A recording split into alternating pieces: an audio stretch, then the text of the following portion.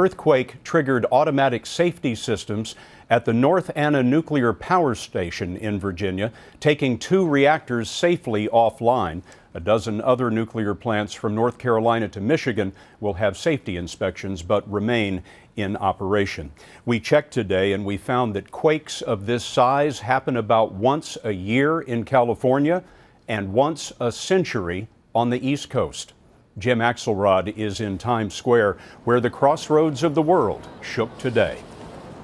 Well, Scott, we can report with no small relief tonight that there was no major building damage here in New York, no problems with infrastructure, and no serious injuries, which is especially striking when you consider New York hasn't been hit by an earthquake this size in 67 years. Everybody into the block, away from the building. It took a 5.8 magnitude earthquake to do it, but the city that prides itself in taking the uncommon in stride was more than a little shaken up. Hi, Emily. And we looked straight ahead and we saw the windows going like this. So we was like, okay, it's time to leave.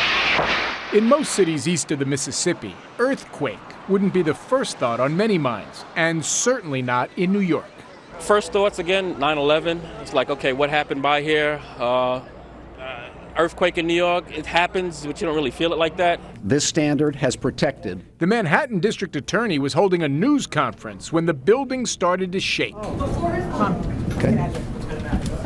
So, no, okay. Airports in New York and Philadelphia suspended operations.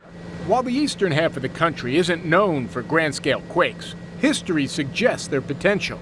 In 1811 and 1812, earthquakes in the New Madrid fault zone were so strong the Mississippi River flowed backward, and bells were rung more than 1,000 miles away in Boston, which is why researchers like Ernie Major are working on early detection systems. Possibly, who knows, maybe 10, 15 years from now, by understanding the physics of the process and watching it and saying, uh-oh, there's one coming.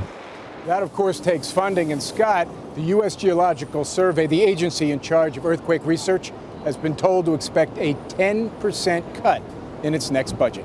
Thanks, Jim.